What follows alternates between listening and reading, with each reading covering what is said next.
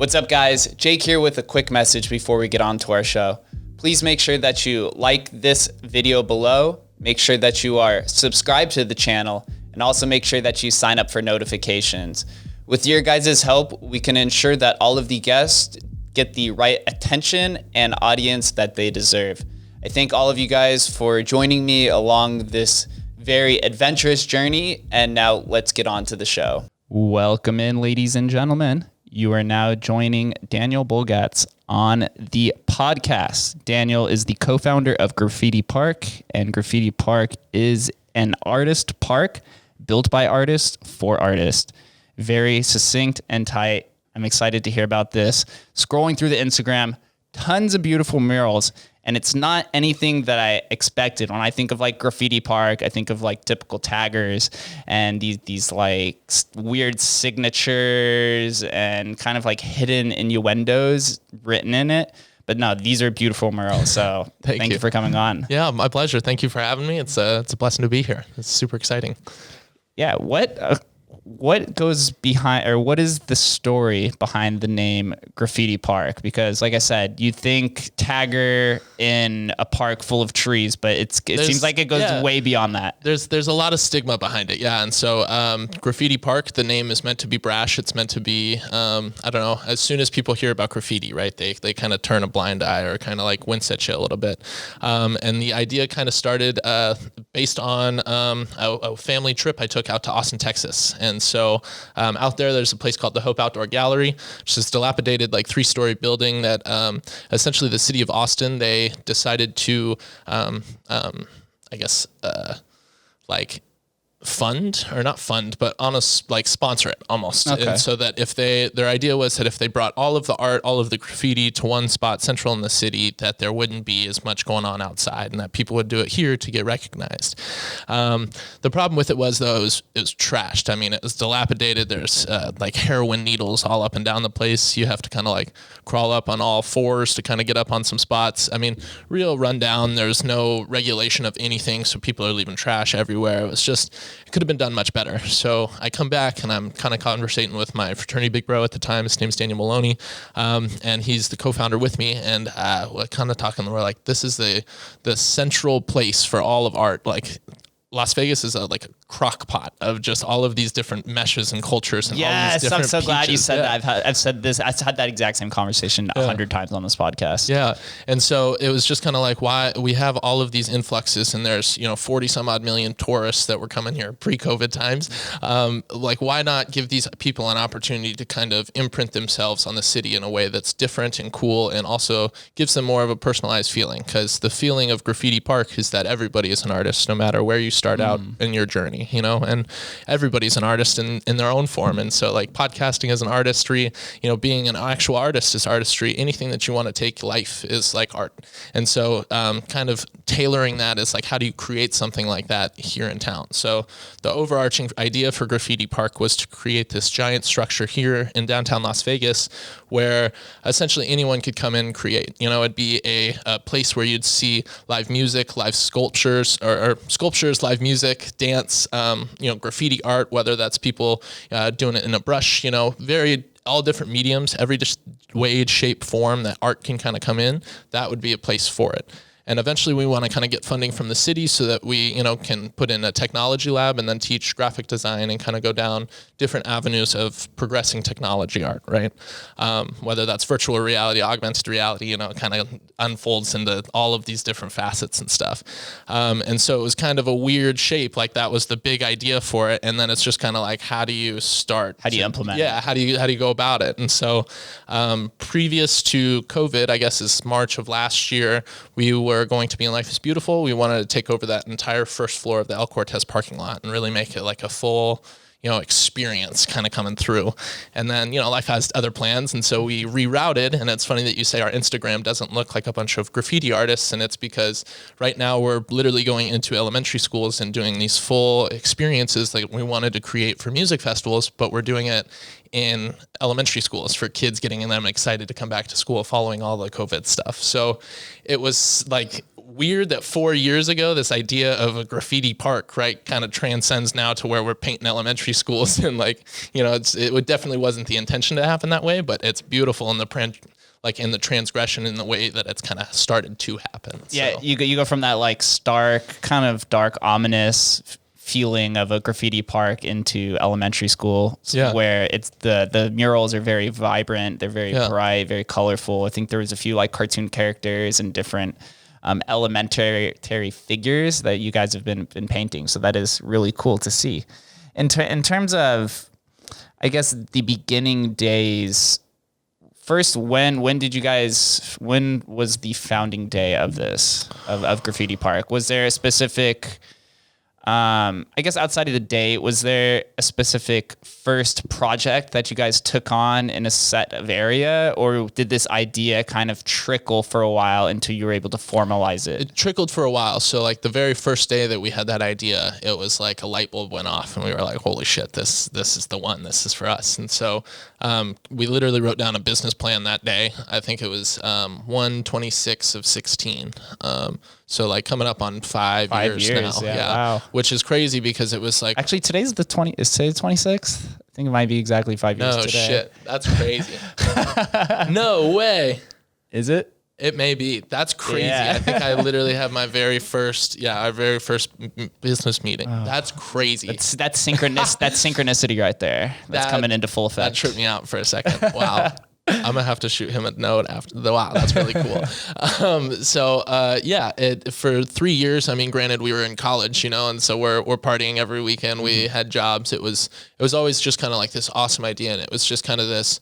Once you have this idea of like, okay, we're gonna create this massive entity, it's like putting forward steps to kind of get there. Especially when you're college, you have no idea of where to even start. I went through a few different businesses in my career. My first one was an antique store, and I had to go to the business office probably 10 times because I kept messing up on the paperwork. Yeah. I didn't know what to do, like all these different meetings, and then you have to get like, I forget what that's called, a fictitious firm name or those different licenses. Yeah, and all these different things that you don't even realize, and you're just like, I just want to get this going. Yeah. But there's so many hoops and ladders that you have to jump to get that started. Yeah, and so I mean, we started it as a business. Because I guess the weird thing about this, right? We were like, okay, we want to start this as a nonprofit so that like our overarching idea for Graffiti Park is that we don't have to charge any admission prices. Is that this will literally become the coolest like skate park, YMCA, like hoop center, whatever. Like this would literally be where all art in Vegas is curated and where this all kind of transcends and kind of continues out and through. And so it was like these first steps going through, we were like, okay, well, do we start it as a business then to kind of, you know, like start getting going with some of these schools and stuff. And so going back to your first question, like our first project date, this one was a YMCA music and video creation lab that we did called the Dreamer Lab in a collaborative effort, I guess, is with Chris Adams. He's the CEO of Dreamer, which is kind of like a social media app. It's like a Twitter of sorts, but where you go on, you declare your dream into the app, and it uses its algorithms to mesh you with somebody that, or like with like-minded individuals or different entrepreneurs that could develop you in that route. Interesting. And so he partnered with this guy, Charlie Jablaney. He's like, kind of weird story about that one too. He was like 2 Chainz manager, like music manager for a little bit. And then he ended up being, he was like 310 pounds, had like a irreversible brain tumor. Like they pretty much like kind of wrote him off. And then he like declared this whole winning streak mentality and literally went out and became like an Ironman, became a Nike athlete, like lost 180 pounds, reversed his brain tumor. He's now vegan, like crazy shit. Some stark changes. Yeah, dude, seriously. And so they came, and then our first project was August. Sorry, I'm bad with days. I'm dyslexic. So it's the 24th, I think, August 24th of 2020 was technically our first Graffiti Park project. Oh, wow. Yeah. So this was almost 3 years in between. Yeah. And those kind of hurdles, sometimes you wake up and you're like, all right, this is going to be the day that something's finally going to get done. And then as time begins to fade and you begin to wonder, like, is this ever going to be something that comes into fruition? Yeah. And so you kind of have to keep this mindset that things will eventually form over time. But sometimes there's things in life, obviously you were in college, that had to take kind of the primary track to kind of get done in society. Yeah. And it was weird. I mean, it's like I got through college and then I was like, okay, now it's time to start applying for jobs. And I was like, there's just no fucking way. Like I'll be damned if I don't, fail at this soon. And so that was like really the cool thing about it. It was 3 years, then we pitched Life is Beautiful. We're like, okay, we're going to do this. We didn't even have a project under our belt at that point. Like we're just kind of like, hey, we could do it. Like we have all these friends and all these, incredible artists in our, like kind of in our back pocket, if you will, that want to paint. And so then like kind of going forward into these, it's like, okay, now I just lost my train of thought. Sorry. I get real scatterbrained. That's the passion speaking. Yeah. But after that whole Life is Beautiful thing, then it was like we did that first Dreamer Lab, and now it's like we're project 14 or 15. We have, a trailer that I just dropped off earlier today to get all sorts of new shelving units put in it so that we can, literally pull up to these places faster, quicker, more that's awesome. Organized and stuff. And so it's amazing that it's like now, 5 years into this now that I'm thinking about it, kind of crazy. It's like for 3.5 years, we saw jack shit, and it was just like, okay, well, like we have this idea. And as we tell people about it, everyone was like, well, it's really cool. How do you make money? How do you make it work? And it was like, no, it's like, it's passion. Like if the idea stays pure and if that like intention is pure and we want to make this attraction where no one has to pay for it so that, we can get city funding and so that it's literally just a foot traffic, then like ultimately the creativity that comes out of that will be so much more beautiful and so much more intense.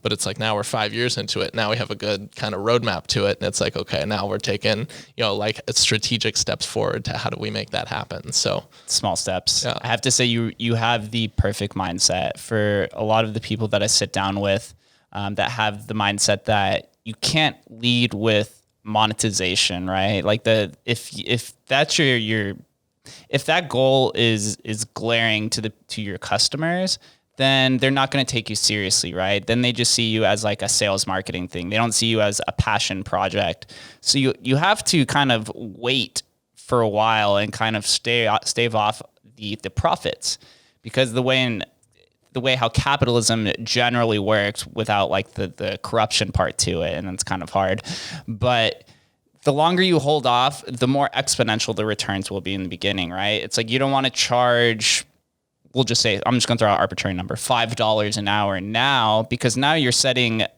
a preliminary number of $5 an hour, where if you wait a year or two and you've taken 50 to 100 projects under your belt, then you could charge $50 an hour. Yeah. So you have to know where your value is and not give in to that kind of thing. There's a famous philosopher and Silicon Valley tech guru that I follow named Naval. And he started off really, really poor. And he believed that his value was $1,000 an hour from the time that he was poor. And he lived by those virtues. And now his time is worth $10,000 an hour. So you kind of have to know you have to know how much value your time is. And you kind of have to implement it when you see the time is fit. Obviously, for 3.5 years, the idea trickled, and now you have about 1.5 to 2 years under your belt, and you're starting to see some progress. Yeah, and I mean, it really just speaks to, I guess, as long as you're staying on it, and as long as your intentions are pure, it's been great. And so now it's opened up all of these different avenues to, it's like, okay, how do we start to now, like all of these artists that have put in their time and their effort to come and donate these projects to the kids, how do we strategically change them or strategically help them out to provide them value? So what we're implementing now and what we're trying to structure in is, so on graffitipark.org, now that we're officially signed up as a nonprofit charity, we got all our stuff. Congrats. So great progress going forward. I'm real excited for 2021. We're doing some incredible things. And so along that, we're building out a platform right now to where on there, like any commission structures, so anyone that wants to come out and or that wants an artist to come out and create something for them, I'm going to build a portal online, so it'll kind of have I don't know if I'm going to set up like a fee structure or how I'm going to do it yet, but I want to host all these artists. So like a lot of the ones that I've met, they are just getting started out in their art career. They want to spend all their time creating the art, right? They don't want to go off. They don't want to build their website. They don't want to find somebody to drop ship all their t-shirts.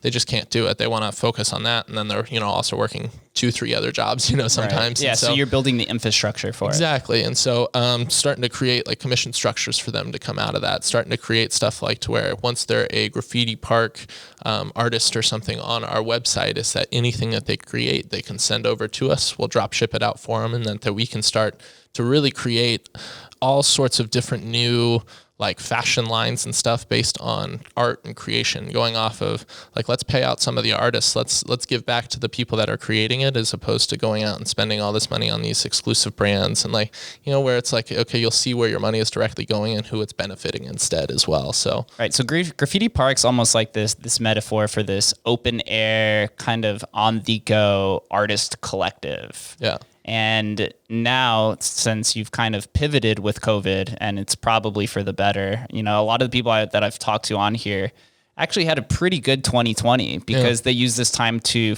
like look introspectively, whether it's internally, personally, or for the business, and decide like, how are we going to adapt to this new environment, and then how will we succeed? It seems like you've done that.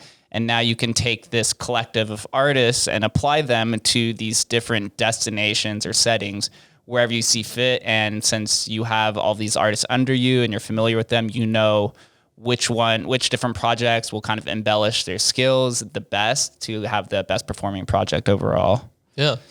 And so I don't know. It's been incredible. I'm so eager to see is kind of like the new transitions and stuff that's going to happen. And to me, all I want to do right now is collaborate. So it's kind of awe shocking, I guess. It's like the difference, right? Like I came out this morning before I went and dropped off the trailer, and it's like now we have a graffiti park work truck. Like we got the trailer I'm trying to start up some new projects to where like once a month I'll give a new artist a shout out or something, or I'll say, hey, we'll let you paint the entire thing, so that they like artists are getting more shout outs, exposure, whatever the case is, so that when we're on our way to our next project or something, they're like, oh, that's such and such's art.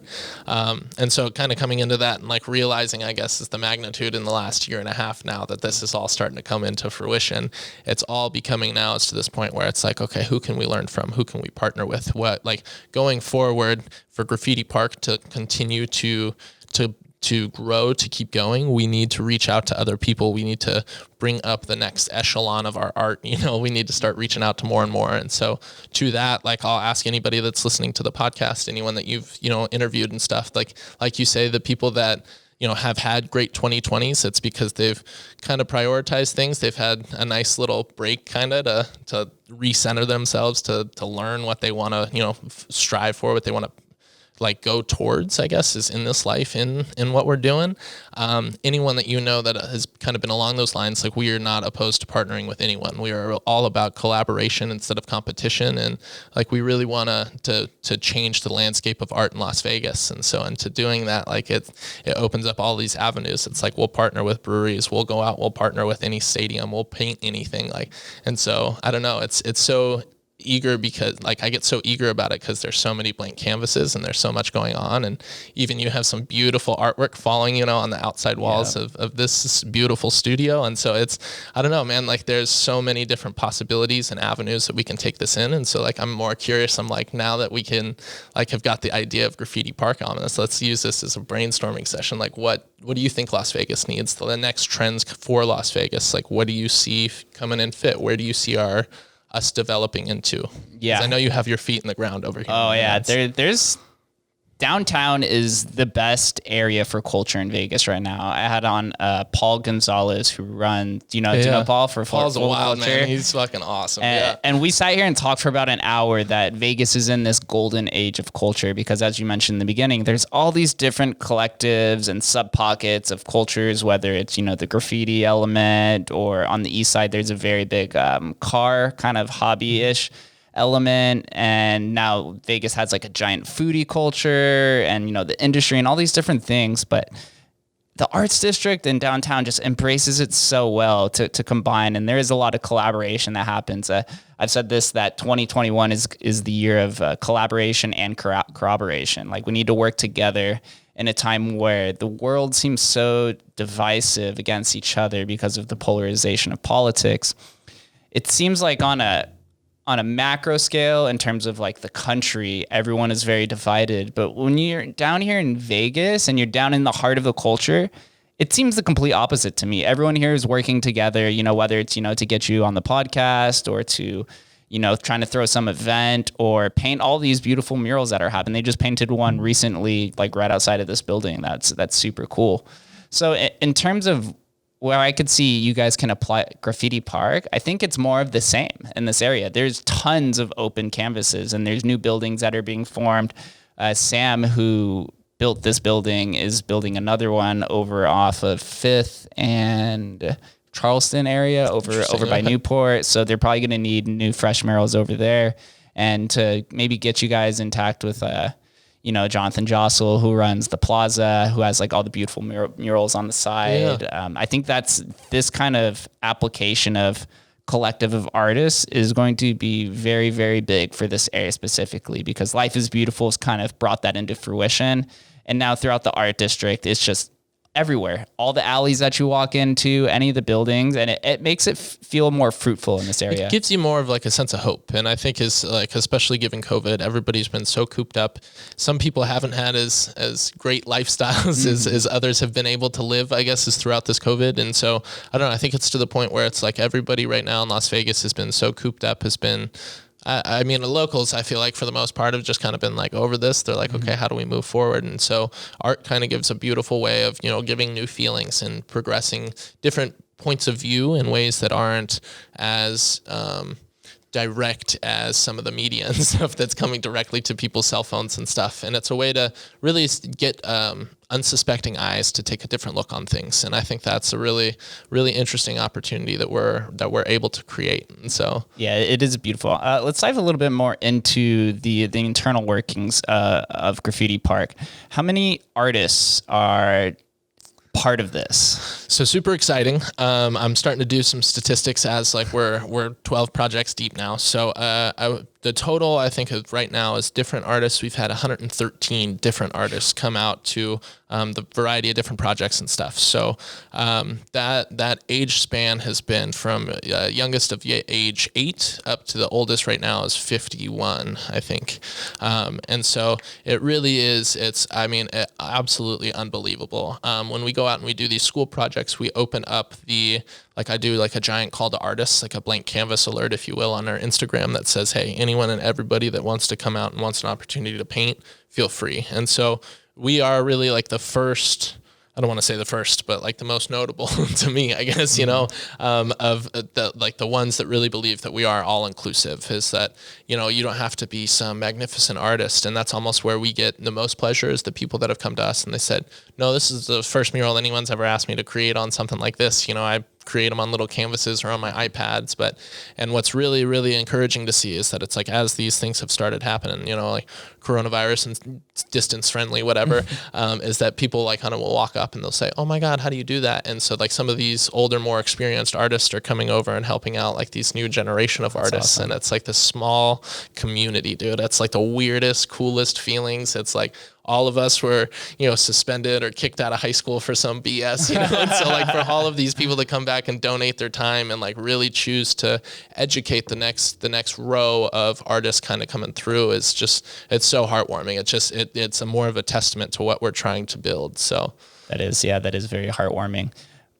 When you go out and recruit different artists, are there specific qualities or intangibles or skills that you're looking for, or do you just kind of accept anyone and kind of evaluate after that? Anyone and everyone in open arms gracious. Yeah. We're not an exclusive club. So, there's no like resume or anything like that. No, it kind of goofy. Almost every single one of the artists that have come out for us have been, Instagram. They've literally just seen it. They've said, oh, hey, like I see that you're painting, like I want to come out. And so we provide all the materials for everyone to come out and paint anything that they want. And I mean, through that, I'm starting to build up like this nice little repertoire of like, as once these commissions and stuff come in, like we just got one for, very detailed portraits and stuff. And so like there are certain artists that will benefit a little bit more because now their talents are like, when people come to Graffiti Park, they're like, oh, I want something in my backyard now. then that way I'm like, literally just thinking that. Yeah, literally. I mean, that's what we are starting to get into. And it's to the point where it's like, I cannot be at every single one of these. I don't want to be. So if we can start to push out some of the money and it's like literally grease everybody's pockets, like there's enough to go around. And to that, I think that people need to be a little bit more willing to pay for art. You know, like that's kind of been like a bad joke for as long as life will go on. You know, none of these famous artists, you know, were ever rich and famous in their primes. You know, they all died, and then afterwards their works get famous, and then, you know, they used in whatever, likes in perpetuity, whatever. But we're really trying to change up that and just say, it's like, no, we believe that each one of these artists, that they deserve to be monetized, and they deserve to be able to do this professionally and do this full time, because it's what they choose to do. And like, for some of them to say like, oh, I just haven't been able to find enough gigs, or because they're unable to like ask for more money of what they should be valued for, like, it's now an opportunity to say like, no, listen, this is, you know, like, this is right, this is just, and it should be done this way.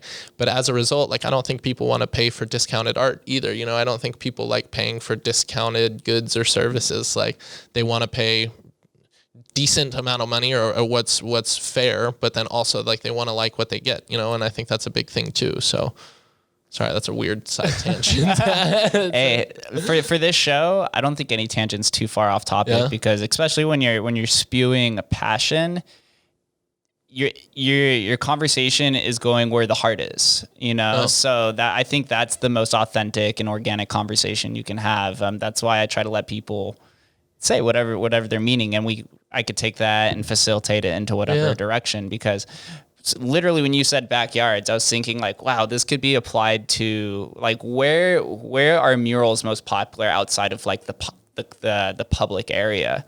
They're usually like inside of garages or backyards, or maybe on the front of a garage door. And I'm kind of speaking from personal experience from growing up. That's where it was at my parents' house.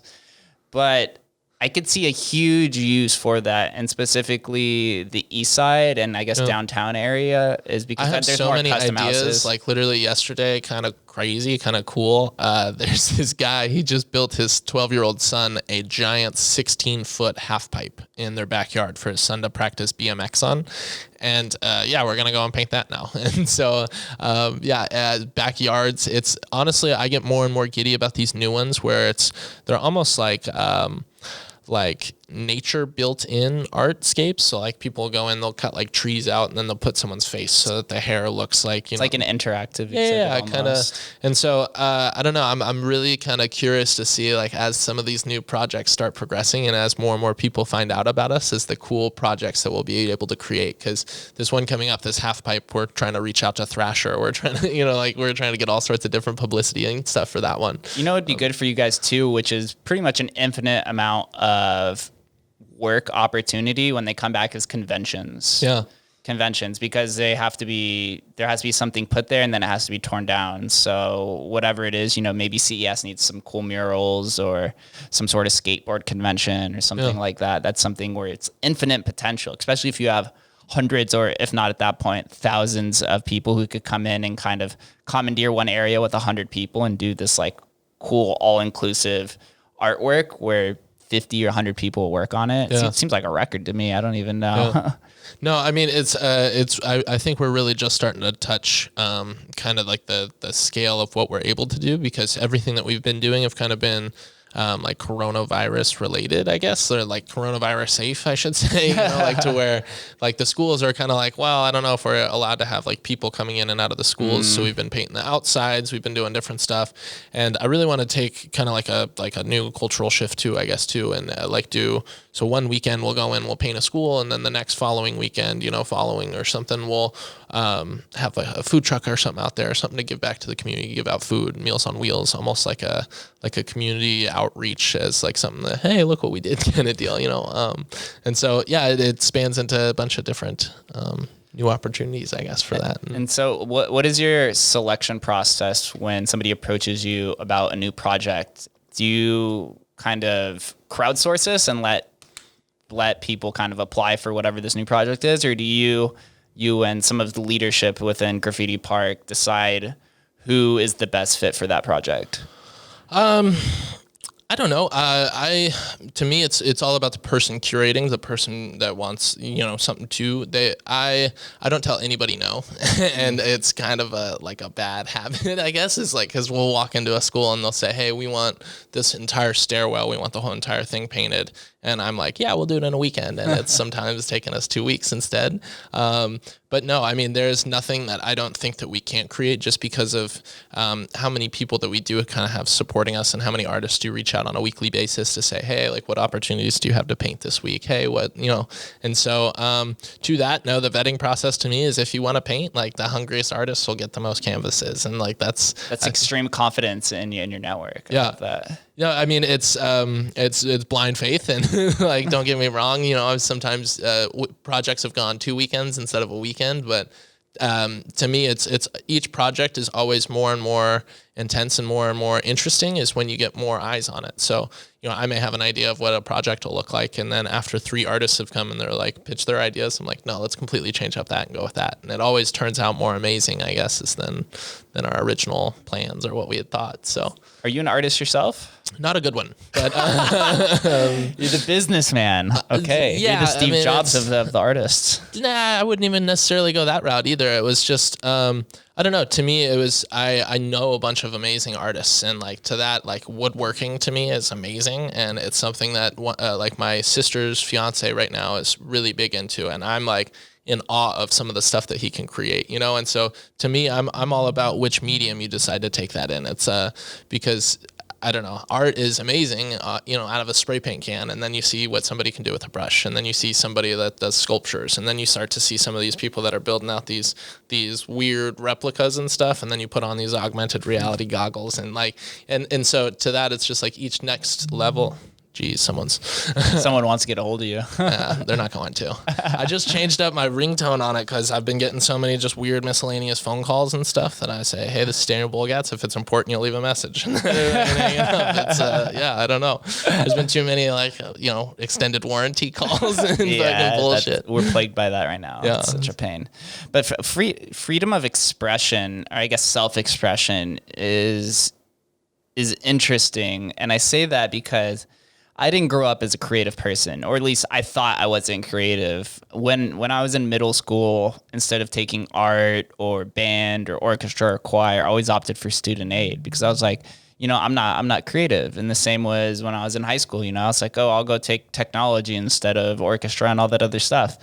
But as I grew older, I discovered that self-expression can be, I guess, business creation, entrepreneurship, ideation expression, like philosophy. Ideation expression. What do you mean by that? That's philosophy. That's just another way of saying philosophy. The way that you can, if you have an idea, right? Like you had the idea for Graffiti Park and you sat on it for 3 years. You had the idea, but you weren't sure how to express it yet. But that doesn't mean you're not creative. You're creative because you have it. You just don't know how to apply it to the physical world yet because of maybe the skills that you possessed, or the mentality, or just life just happens and you have to take care of other things that are more important at the time. But building a business is creative, like building a podcast is creative. Like I tell people now, I'm like, okay, I'm creative in terms of decorating time with words, like that. I see that seems to be doing well for me. But in terms of decorating space with pictures and colors, like that's not my best expression, but it doesn't mean that I'm not self-expressive and not creative because of. But it's finding your medium. I don't know. When I was a kid, I was always ADHD, and so I was like a master of all trades, but or a jack of all trades, but not like a master of none. I just never knew where to kind of flow down. So like, what for you was like your tell-all for like this is something that I should be following down? That. I think my fascination with socializing at a young age was kind of the spark in the beginning. I used to always be the person that would get in trouble in class, in elementary school, middle school, high school, for talking in class. And as I grew older, I found myself in a leadership position in whatever group I was a part of after a few years of being a part of it, whether it was football or chess club or getting promotions at Planet Hollywood or leadership in the fraternity. Building businesses, same on, is I noticed that people tend to gravitate towards me because they felt comfortable with my conversations. Generally, when I would meet somebody, our conversations would last more than 15 or 20 minutes. I never really had just superficial, surface level conversations.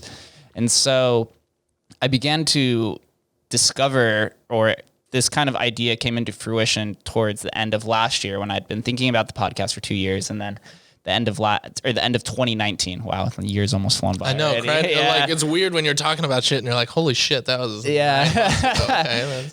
I really started taking it serious and doing research at the end of 2019. I was like, okay, this is creative, because I started watching old podcasts of Joe Rogan and Tim Ferriss and all these other different leaders, and I'm like sitting there watching, and I'm like, to me, this isn't entertainment. To me, this is like, I feel like I'm watching somebody construct art. More specifically, one of my favorite podcasters and public figures is Eric Weinstein. Okay.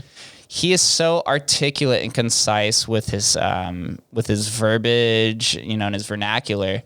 I feel like I'm watching him paint a picture every time I talk. And I'm like, that was kind of like the light bulb moment where I was like, oh, this is art. This is beautiful art. And I was like, okay, if this is art, I think I'm creative then. I think I'm artistic. But you are, as everybody's an artist, dude. And, like the way that you design your place, the way that you set up your podcast, the way that you do all of your marketing, the way, like, all of that is art. And it's a beauty to watch. It's a beauty to be a part of. It's why, like, it's the reason I reached out. It's the reason that publications are coming out to you. And, it's the reason that these things progress forward. And it's because you do have this ability to make people feel comfortable and, like, to kind of pull more words out of. And so, thank you. Appreciate that. But it's coming onto that idea after that kind of like light bulb moment, like world shattering moment. Now I see your application into art, into everything. Exactly. Design. I've talked to a few different design experts and how like just certain right angles make you feel an expressive way. And then I've gone to a bunch of the art galleries down here. Okay. And I find myself looking at pictures for longer than I used to, and kind of like finding meaning in it, but it's my own meaning. But that's kind of the idea of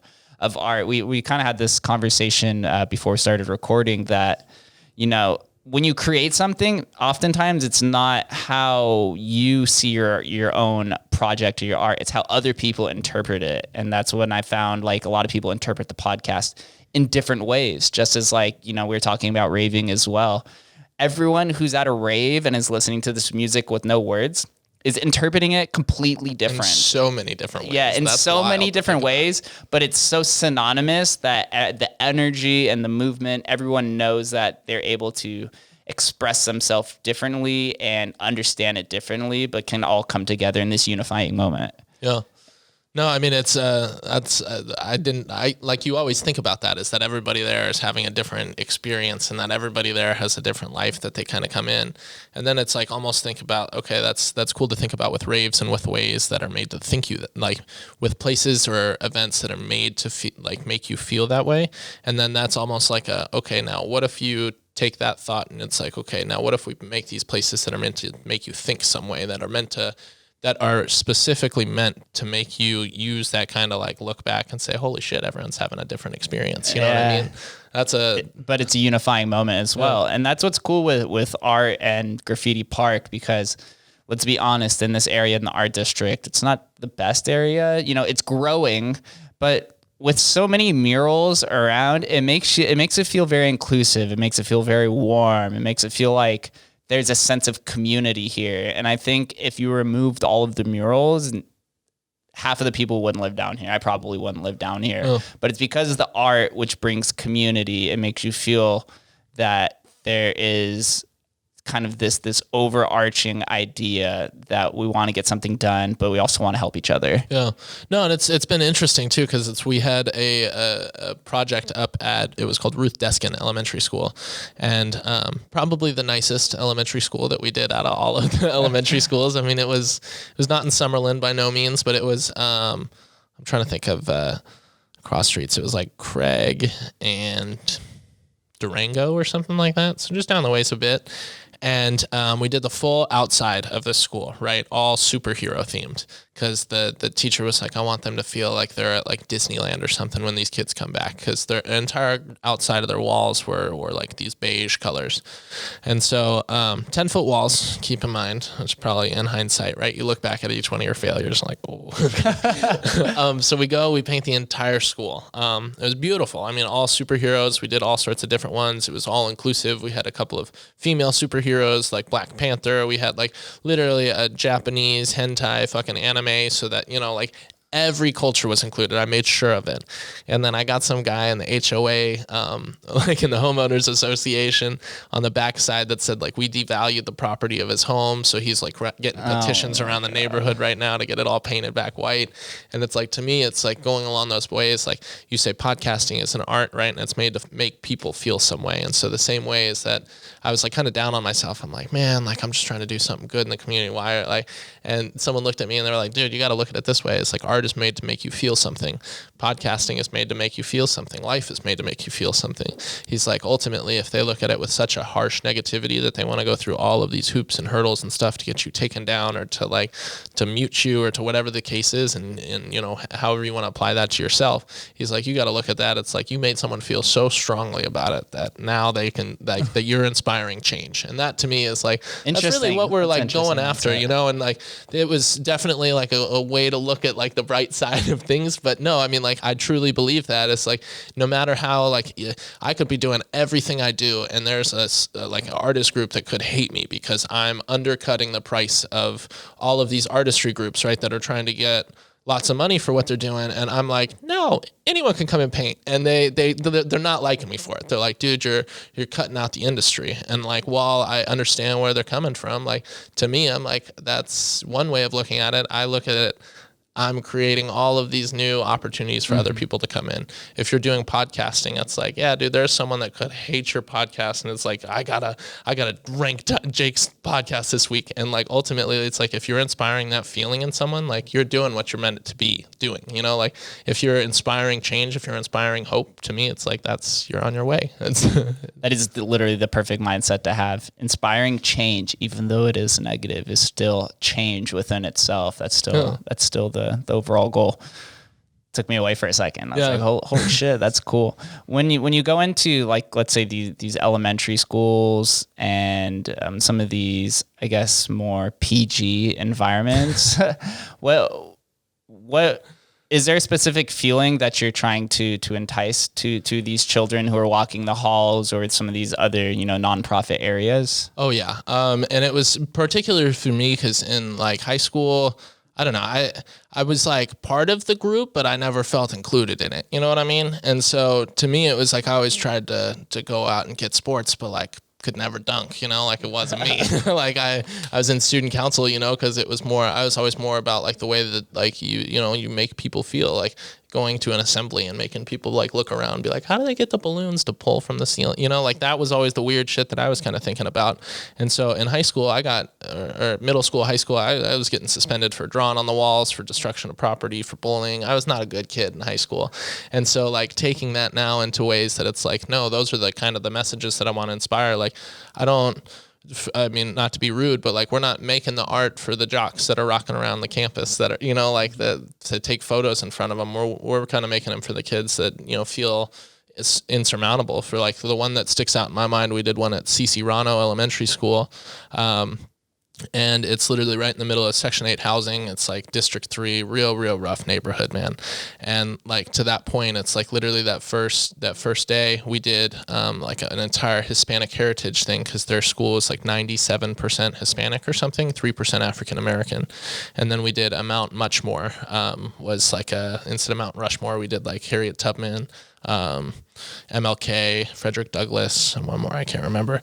But to kind of include in all of those, to make people feel like, okay, even though they are growing up in these horrible like living arrangements where there's a lot of like literally there's lines around the block for food that they're handing out in the mornings out to these schools, man. And so to kind of see like, you know, like you can be the difference. Like you don't have to go to college, you could choose art, you could choose so many different ways, and just opening up all of these ideas to these kids that like as we go on and then as, you know, life and society progresses, it's like, yeah, there's the college opportunity, there's the blue collar work, but then there's also all of these other opportunities. You could go out, be a florist, and as long as like you're smiling in your Toyota, you don't have to be crying in your Ferrari, you know? And like that's I don't know, that's kind of like the mentality that we're pushing to these kids. It's like, no, it's no matter what your situation is, it's like you don't let that define you, you let it refine you, and instead shape you as a person to what you want to be out in life. And so no, I like in the art, it's kind of hard to express that, I guess, in art to 6 and 7 year olds, but you know, like that's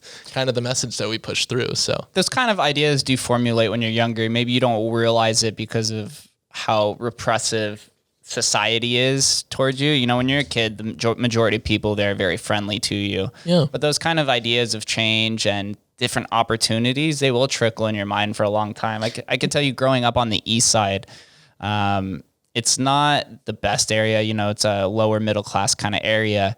And the majority of people, by the time I reach to high school, are kind of already mentally checked out of society. They feel like their options are very limited. And so that's when I would walk to school as a freshman, and half of the school would be walking the other way. You know, they're just like, there's nothing here for me. There's no opportunity. But when you're in those detrimental situations where you feel like the world has been pulled out from under you, they kind of rug pulled you. If you find art that you didn't know is an escape, and now that you're painting them in the walls, you can bring in maybe 5, 10, or maybe even a whole classroom full of people that want to find solace in that area. And then that can pretty much change the trajectory of their life. Yeah. No, and what I've started to realize a lot more is like, I don't know, to me, like artists are kind of crazy to me because everything that an artist does is all built around action. Like one piece of art doesn't get you to be like, maybe it does. Some artists, you know, like one piece of art will get them fame and fortune or whatever the case is. But for the most part, all of these notorious artists and stuff have thousands of pieces of work out. Like, and sometimes, you know, what they'll find is that they'll get super big for this one piece, and then their early on piece was like the one that, so to me, it's like artistry is literally getting up and doing something. And for me, it was like we were like 3 years of going at it and like, okay, how do we get Graffiti Park going? And literally after our first project, it was like, duh, stupid. You just paint. You just keep going out and doing art projects. And so kind of along those lines, it's like, you know, any of these kids coming up, and what I want to start getting into is like these programs where as we're doing these projects, we also invite kids out from the school, and they're like, Daniel, COVID. I'm like, I fucking get it. You know what I mean? But like, we got to start working towards something. And so going along that, like, yeah, art is about action. Life is about action. And I think a lot of these like ideas that we can kind of push through, especially along with art, is as long as you are doing something, direction is more important than speed. And that these kids, you know, even if they are in these really rough areas, and even if they don't believe that they can make it out, is that they will learn that by simply doing something, they will get out so much faster. They will have so many more opportunities than if they were walking the other way in high school. You know what I mean? Yeah, it's so true. Outside of, let's say, instilling art in the physical manner, have you guys branched out into the ever evolving internet era of, you know, art and maybe different marketing tactics to share your message outside of just getting people in one physical area? So yes and no, and it's kind of like a multi-speared sword, I guess. So my co-founder, he lives out in Memphis, Tennessee. He works for our international fraternity. He's the director of membership development. And so he's currently working on starting out our second location out there right now. And so with everything that we kind of just did with the YMCA and with their Dreamer Labs, Cox Communications just got in. They donated $25,000 to create like the second Dreamer Lab. And literally, they'll pretty much start putting those in all of the different YMCAs, and then we'll eventually take them kind of along that dream machine tour. Sorry, that's a tongue twister. After that dream machine tour, they want to go and hit like a different YMCA in each one of the states. And so eventually, like, our game plan is like, while we do right now, like, everything hasn't really been marketed. I haven't put anything on Facebook because everything has just been this super organic growth to where, like, we haven't had to fake any numbers. We don't have to buy any likes. You know what I mean? Like, what you get is real, raw. It was just us, you know? And so, like, now that we're kind of able to take that model, and it's like, now if we're going to go YMCA to YMCA, we'll start opening up those markets and kind of, you know, doing more call to artists and stuff, which will be really cool. And then as we start to open up more and more locations, those will kind of be like think tanks to where people are able to come in and create and feel, inclusive, and like that they are able to create their own brand or create their own person. And then we'll kind of just move that through the US, and then hopefully, kind of hop it through Europe. Germany is where all the cans are created and where I really want to get going. But so you want to make this an international brand or nonprofit organization? My game plan is to like literally change the art scene, to make it like a one-stop shop for all of these different artists, to where it's not like, I don't know, to where art can be based on what you're able to create, and not like some of these artists, right, won't ever be able to sit into these conversations to where they would get options. But if they're just shown art, and if there's no other bias to come in, if some artist shows up that's got face tattoos, it changes everything. And so to me, I'm like, that's how we can really change the scape of art. Like if we could create a graffiti park in every, major city in the US, and then start to bridge these, like you will literally see the most outrageous art programs, because we would also do like featured for artist promotionals, to where like right now I got this 20-year-old artist that is literally the most amazing dude I've ever seen with a spray paint can. And he learned how to do it 7 months ago. And like, that to me, I'm like, this untapped potential. It's like he can do things that I would, if I dedicated the rest of my life to trying to be an artist, like I wouldn't even come close. And so like, if I just simply want to provide these steps, these opportunities for everyone to do it, and that doesn't just mean Las Vegas, because Las Vegas has some incredible artists and I know all of them, and you know what I mean? But like, that's to say is like, there's literally millions of other artists that could blow my socks off, that are somewhere else that we just haven't found yet. And so all I want to simply do is provide a platform to allow other people to succeed. And like, to me, I'm not an artist. I have no art to push out. I'm like, Graffiti Park is my art. And so I'll continue to push that as hard as I can. Yeah, you're the leader. So there's a few different parallels that are running within this project, right? There's the parallel that you're seeking out the different untapped potentials within the different people. So you have to spread awareness. How do you spread awareness? Just by creating more projects. But then as you create more projects and you can expand to different cities, and you can create these different collectives of, 100 and whatever, 10, 20 to 300 different artists, then it becomes almost a service where if somebody could come in and they could just say like, they just built, a brand new elementary school, and they're like, we need all of these different areas customized and crafted to a specific niche or different idea, then they could hit up Graffiti Park and get those different projects done. So you have those two kind of simultaneous where you're trying to build multiple foundations and even dig deeper than the foundation and find the different seeds of these different individuals who haven't even begun to sprout yet, and try to bring them up with you to kind of flourish into this big plant, so to speak, in this hypothetical, metaphor. Yeah. And then as they grow, then you can take this plant and you can plant it somewhere else within the city. It's awesome. Crazy, right? Yeah. I like those two. There's probably another different. Is there a narrative that I missed within those two? That was the kind of the bottom up, and then the top approach. And then literally, and then the nonprofit status eventually, and we're working on an augmented reality kind of component along with it as well right now too. So it's augmented AR is getting really popular. If you can because then you could just go on the wall and you can have something, and then you could just, for those that don't know, augmented reality is where you take a hologram or a picture or something, and then you put it through a screen and it prints it on the screen on that actual wall or whatever you see in reality. So that's augmented reality. And so I have an app, like our logo and stuff is kind of what we're working on, what we're getting towards. And so our logo works. We're in partnership with a company called Mozart right now. And I got some stuff under the works right now as far as what we're kind of working on as next. But that's going to be really the next wave, because it's once you can take two-dimensional art and then turn it into a three-dimensional experience through people's smartphones is going to be next level. It's the next wave of art. So yeah, it saves a lot of time, saves a lot of, confusion. And I do like AR. I literally just had a woman on here right before. Your name's Heather Mariana. She runs Beauty Kitchen, which is just like a natural skin product. Okay. She created an app as a skin diagnostic, and it was AR. You hold it up to your face and it basically scans your skin through there, and it tells you the different composition and different product recommendations. So those kind of things, she created that, and there was nothing like it on the market. So if you could create something like that that's not on the market, then it's just unsurmountable amount of potential that could stem from that. Yeah. So we're working on something pending. We'll see. I got something in the works on Fremont Street, and that'll probably be up, and I'm hoping the next 3-4 months. So I'll keep you posted on that and give you some updates as I know. So, are there any dream locations in Vegas that you would just love to go ham on and paint and masterfully craft into something specifically curated? I have the spot. I drive by it 3 times a week, man. Like it's like manifestation. That's the spot. It's 924 to 928 South Commerce Street. So it's literally Commerce and Charleston right up over here, kind of by the Stratosphere.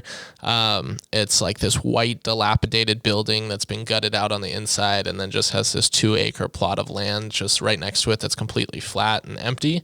And then it backs right up to the train tracks, which is like graffiti artist heaven, just because that's kind of where graffiti got its name, and all its rep was like traveling the world with your art was because they put their art on these trains and they would drive them all around. So, man, huge things in the work. That's the spot that I'm working on right now. Would you try to buy that plot of land? Yeah, they want $6 million for it. And so, all of the schools that we're doing right now, I'm just building up capital to kind of, have money in behind us to say, no, like this is what we've been able to do just because other people want our art. Now, like imagine what we'll be able to do with our own space and with our own credibility, our own home base. That'd be like an HQ too, kind of area. And so, I mean, with that, I have so many plans. I mean, like what I want to do is that empty 2-acre plot of land. I want to put up like a bunch of storage containers and stuff and kind of put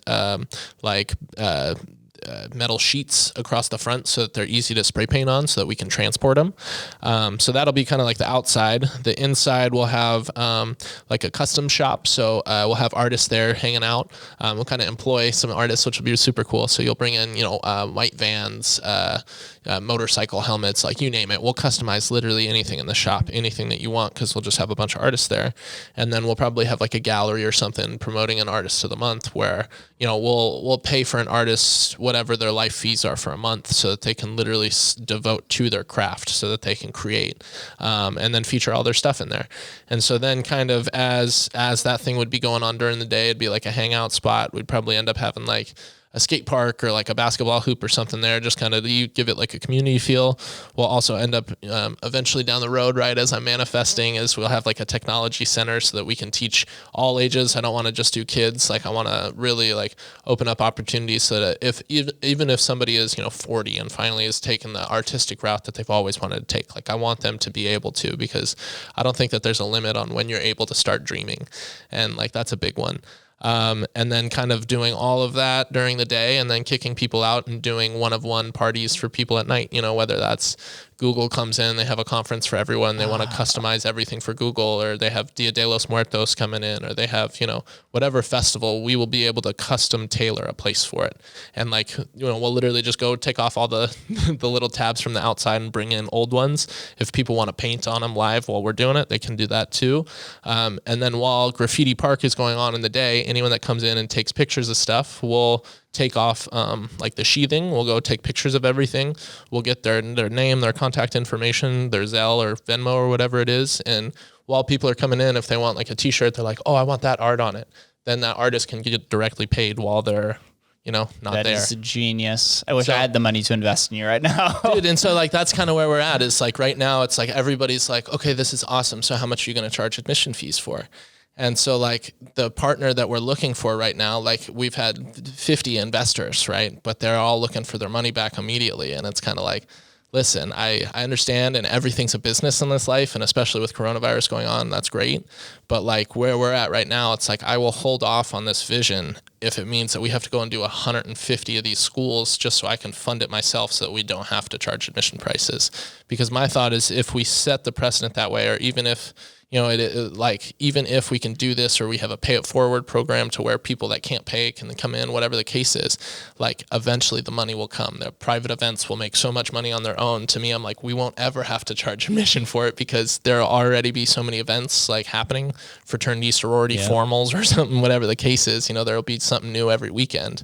But that's kind of where my head's at. I'm like, if we focus, like we'll make the money on the private event space, but the heart and soul of that attraction has to be a wholesome ass, like anyone's invited kind of deal, you know? Yeah, that's the ethos of what the entire idea and project's been built upon, right? Just taking in anyone, like you're not vetting any of these artists really, you know, you have full confidence in them. Obviously you see what they do on their social media accounts, but just the fact that you're not openly charging them at first and you're applying them to whatever project is open is just like, that's the entire idea and the entire mission of Graffiti Park. That is an amazing idea that you could lay out for that. I could see that being as almost the heart and soul of this area, because it's literally called the Arts District, you know, and there's so many different, as we discussed through this conversation, there's so many different facets to art, but obviously the primary one that comes up is paintings. Yeah. And so if you can have that kind of collective hangout, and you can build an ad on top of it as well. So. Yeah. No, and I mean, it's kind of crazy because that whole street is just dilapidated. I mean, there's nothing but like old car shops and stuff that have closed down, and they're literally just, I mean, I hate to say it, but there's just crackheads walking up and down, breaking into stuff. Like it's tough. They're building that hotel right next to it too. They're building that like glass hotel, so you could even get people to come in from other cities to come down and visit it. Obviously the big HQ has to be in Vegas, even though you're international. Yeah, so our whole goal is to literally change the entire scene of downtown. And I mean, it comes from saying, I mean, both culturally, right, is like where it's at right now, and it needs business and it needs to be pumped full of life again, but then also changing the complete scene of it. And like, we'll paint anything up and down that street just to create, like, I don't know. I think about that and I'm like, I drive by that street 3 times a week, like at least. And there's 3 pieces of art, 2 on the right side, 1 on the left, as you drive that entire street of commerce. And like, just to me, it's like, not while I'm driving, obviously, but if I close my eyes and just visualize what that would look like just with paint alone up and down that, I mean, like, people just smile immediately. Like it's literally like a facelift for the city. And so Commerce Street is very barren. I don't really walk back there that much for one of those few reasons is that even with half of the buildings and mostly outdated car shops that have gone under, it just seems like it's somewhere that's not necessarily safe, even though I know that it is. But literally just a faceless of painting will probably bring just extra foot traffic back there. Yeah. But they say 17,000 cars pass through that a day. Jesus. Commerce Street, yeah. I'm like, that's kind of, I didn't think it was anywhere close to that high, but. I could see that, I guess, because it gives you a straight path right to Charleston. To Charleston, and it's people coming back from the plaza and Fremont Street and coming back through that way. Yeah. So it is easy. And this area is growing pretty fast. A lot of the people that I bring on this podcast have like not been in the area. They aren't familiar, but every time somebody comes down here, they're like, dude, this place is awesome. Yeah. Why have I never been down here before? Yeah. No, I mean, there's going to be a lot of relocation. I mean, I do think that this is going to be one of the main parts of Las Vegas that will really have to kind of get revamped, I guess, is to start all of the different stuff that'll kind of come out of that. But they have huge plans for the art district right now to almost turn like the 3rd Street into kind of like a Central Park kind of like New York vibes. They've been working on the street right behind here for months. I mean, it's going to be beautiful. I really do believe in it. I mean, RIP to Tony Shea, you know, it's one of the visionaries to kind of put that going towards it. And I don't know who else is kind of heading that project now, but no, I think that's going to be a really cool. I don't know, this whole place, like all of downtown Las Vegas is going to be wicked. And you're going to have to get a spot down here too. Yeah. Live down here, man. Yeah. Fully embrace it. I really want to. I mean, there's some beautiful homes over here. It's like old Las Vegas where they have, you know, large backyards and stuff. And that's kind of what I'm about. And I'm ready to fix up a home. I'm ready to do something. I don't know. I've been cooped up a little too long now. So I'm ready for COVID to kind of subside a little bit, for the vaccines to come out, for people to kind of level their heads a little bit or whatever and get themselves back to necessary so we can just get back to going. Because I don't know, man, it's been long and I'm just not patient. You know, that's the issue. It's been tough. It's taught me patience, even though I haven't really been full of patience. But now over the last 9 months of kind of being home and being able to internalize, and right, we've both been working on ourselves and our brands. But now we want to go show it off to the world. And it's just like, it's not there yet. It's not there yet. Unfortunately, you know, I don't like to be the bearer of bad news. A lot of people that I've talked to in the industry don't think it's going to recover for at least another year. But we'll see what happens. You know, Vegas tends to redefine itself pretty often, and it usually happens about every 10 to 15 years. Now is that time. The last redefining moment was Vegas became the entertainment capital of the world with mostly club life, day clubs and nightclubs and the EDM artists and EDC and a bunch of these different events.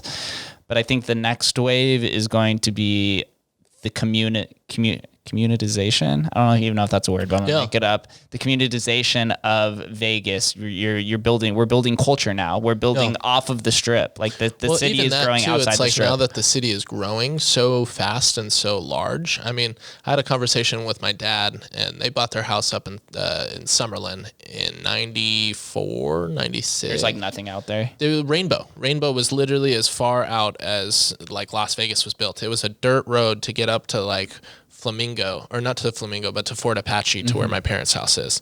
And like, to think about that, I'm like, 3 Las Vegases has been built, because there's all of Summerlin, there's all of Northtown, then now you have like Blue Diamond that stretches all the way out to like, it's unbelievable. And so I do think that like that's a big thing. Like, once you saw like Las Vegas got rid of the what happens here stays here, and they started moving towards this like, okay, we're family friendly, you know, we're an entertainment capital, but we're also like this suburban city almost now, that you'll see is like more and more people are going to start coming out here to kind of like live in a new city almost, it feels like, because it's not as big yet as some of the other ones are. Yeah, I had this conversation. Forgive me if you're listening, but I forgot who it was with. But we talked about how the next evolution of Vegas, it's going to transition from the entertainment capital of the world to the experience capital of the world. It's going to be more than just about going to concerts. It's going to be about the foodie culture. It's going to be about the arts district and the artistic culture.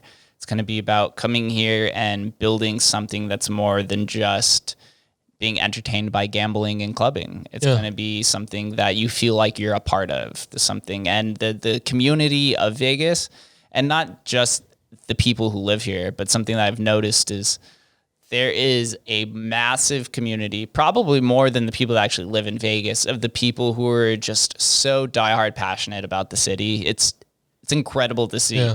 And I learned this as I built the podcast and started seeing other podcasters.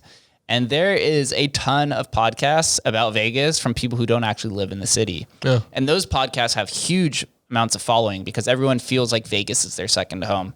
I had this conversation tons of times after I've worked on the Strip for the last 10 years.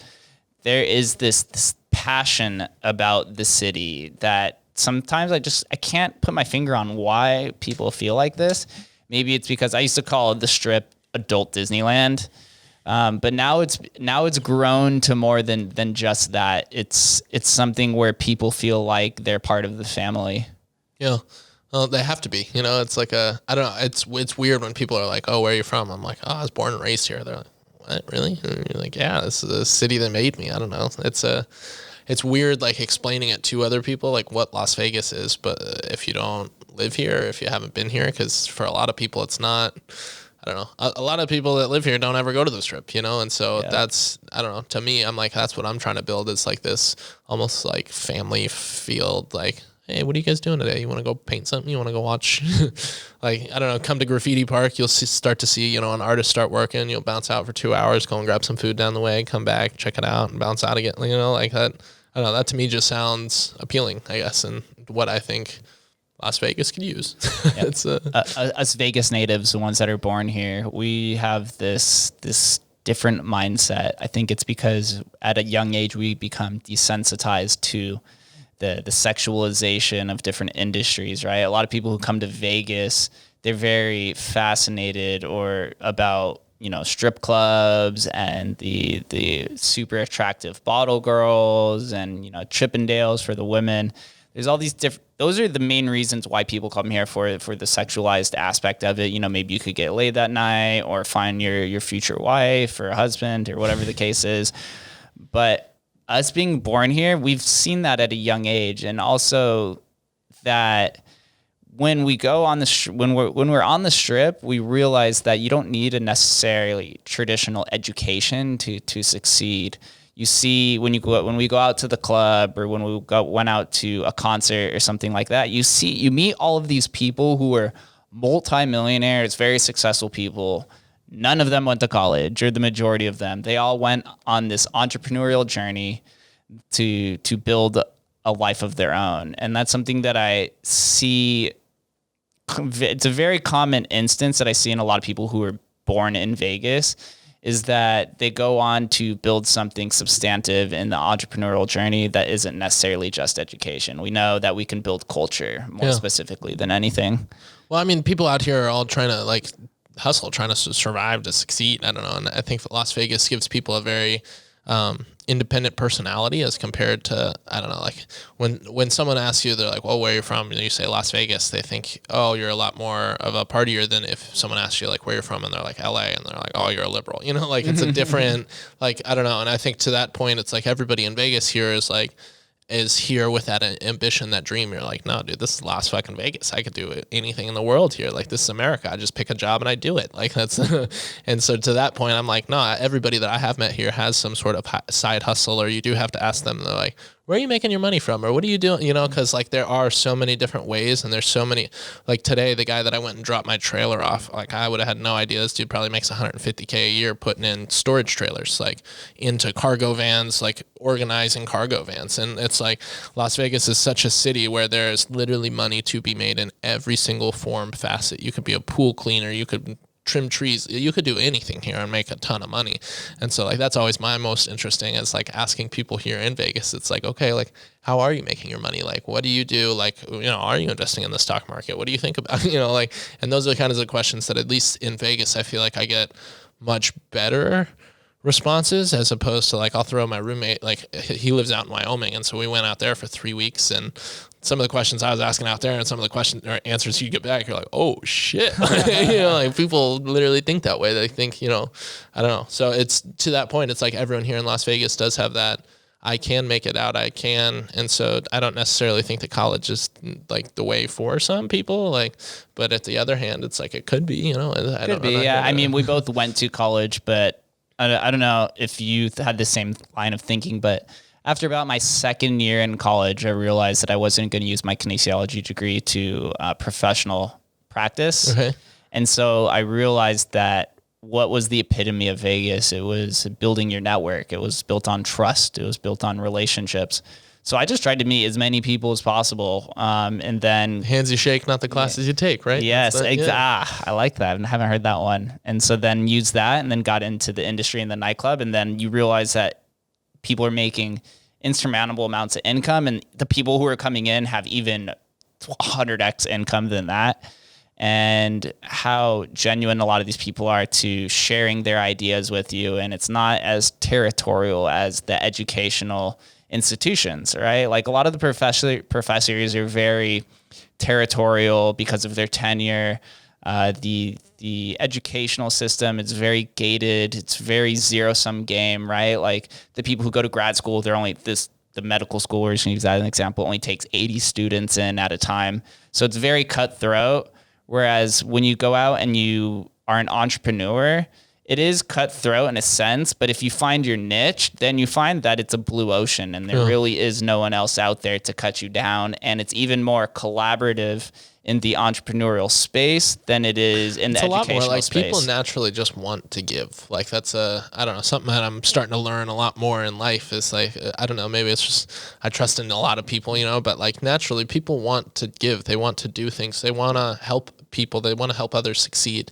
And I mean, granted, Las Vegas is kind of interesting because you'll have people that definitely want to take their cut before, you know, they'll want to help you out, and that's definitely in their own regard. But like for the most part, I don't know, I've at least found, I'm like, if you, to me, like closed mouths don't get fed. And the more that I've kind of asked for help as Graffiti Park and as like life has kind of gone on, the more that, you know, the hands that you have shaken are like, no, come over the, you know, like, or will pull you along kind of the routes that you want to go. Yep. Ask and it is given. Something that I've learned, a lot of the people that I reach out to when I've needed to, probably 75% of people respond and say yes. People are very open. And even when people reach out to me, you kind of got to be specific. Like you can't ask too general. You know, because people are like, wow, I don't know about that. I was taught by Travis Chappell, he's a popular podcaster out here, that when you reach out to somebody, never say, I would like to pick your brain. It's too vague. You have to be very direct with what you want, very concise in 3 to 5 sentences. And if you can, like, if you put yourself in somebody else's shoes and you're very successful, very busy, when you say, hey, can I pick your brain? You're just like, I don't have fucking time for this. But if you say, hey, I'd like to have you come on my podcast and share your message to my 10,000, I'm just gonna use a number, 10,000 different audience members because of your mission, blah, blah, blah, blah. And then it makes it very easy to make a decision off of that. But when you're too general and too vague, it's just like, it's a big deterrent. Yeah, especially in Las Vegas, like they're like, okay, Amway, like back off. Right? Like when you're at the store and somebody comes up to you and they're like, has somebody ever told you about the opportunity of a lifetime? And you're like, no, don't suck me into it. Just 3 last week, bro. But like, it's okay. Yeah, Vegas is a very beautiful place.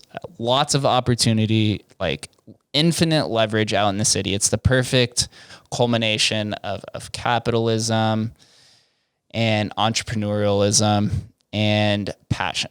If you take those 3 things, combined it, there's no doubt in my mind, and I guess you attach grit to it as well, that you will find your place and you will find success as long as you keep hammering down at it. Yeah, grit's the motherfucker, man. That's the one. Yeah, I guess over time, that's what shows if you actually have it or not. It's kind of an oxymoron. It's like, do you have grit? And it's like, have I been doing this long enough to understand if I have grit? It's kind of like consciousness. Like in order to be conscious, you have to understand that you're conscious.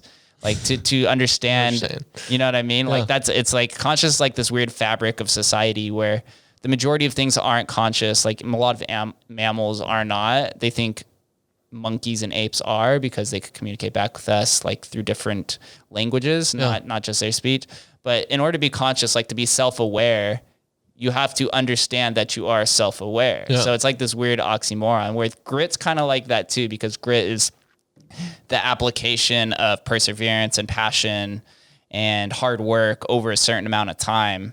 And so, but the time is the subjective part. So it's like, have I been gritty enough? Like, is 1 year long enough to Am I being lazy? Grit? Am I just patient? Yeah. Yeah, you like, know, shit. Yeah. But over time, the majority of people who have grit, you'll know when that comes into fruition and that you can kind of sit back and be like, okay, I think this is paid off, but now the work has just begun. Yeah. No, and that's kind of where I'm at now. It's like, I don't know, I guess kind of personal. Literally yesterday, I had like one of those, like went out, quoted 2 different quoted this, a school, the half pipe ramp, and then I had something else. I had like a meeting with one of like a website designer or something like that. And it was just like at the end of my day, like I went home, like meal prep, cooked chicken for my girlfriend and shit. And then I'm like sitting at home and I'm like, damn, man, that was like a long day. And then kind of had like this thought about myself. I'm like, this was everything I wished for literally a year ago. You know, like holy shit, that like I don't know, the grit of now it's to the point where it's tangible. It's like on the cusp. It's close. And so it's like to this like, okay, while I'm eager and impatient and just like balls to the wall to get there, it's like I also have to have that moment where I walk out and see the truck and the trailer and be like, holy shit, man, like this was what I dreamed, this is what I prayed about like years ago. You know what I mean? Like to kind of see like some of your manifestations working off, and then to kind of like check yourself and be like, okay, they're good, but they're like, you know, like it's a weird balance, I feel like. But you got to keep yourself in check, and if you have a girlfriend, that usually helps as well. Oh, she's killer. Balance. I do love my woman. She's listening to this. Miranda, you're awesome. I love you. Oh. Yeah. Before we get out of here, I ask everybody one parting question. Same question. What does Las Vegas mean to you? Ooh, Las Vegas to me is collaboration, is culture. There's not a single person that I have met here that like I wouldn't be myself without. And to me, it's like my mom told me when I was growing up, is that everybody that you meet here in life like knows something that you don't. And it's like it's on you to find out what that is. And so to that, like Las Vegas has been a beautiful culmination of learning who I am as a person, knowing where my morals are, where my ground stands. And a lot of the people that I've met here have showed me what I want to be and then what I absolutely don't want to be too. And so to that end, yeah, like Las Vegas is me. That's Las Vegas is Daniel Bulgatz. Daniel Bulgatz is Las Vegas. That's what, you know, that's super self-centered. Hey man, you're young, you're on your way, and you have definitely there's conversation. You have the plan I wouldn't even say loose. It's pretty form and where you want to go. But for all the listeners and viewers, where do I send them if they want to learn more or even get involved with you? Ooh, yeah. graffitipark.org is our website. graffitipark_LV is on Instagram, Twitter, and Facebook, I think. There's a lot of social medias out there now. My cell phone number is 702-606-2684. Reach out with any inquiries. I love talking to people. If it is an unknown number now, you probably will get my voicemail. So yeah, send a voicemail and I'll call you back. That's give him a call and then lead with that his car warranty is expired. Yeah, and I'll for sure be the listen. Daniel, thank you for coming on. Dude, like I said, you have an incredible vision. You definitely have the hard work and ethic to get there. And I'm looking forward to following you along your journey and hanging out. Like I said, can't paint for shit, but if any way possible you need my help or advice or any way I could partake in help, just let me know. Dude, absolutely. Thanks for having me here again. Appreciate it. Thank you guys for listening, and we will catch you next time.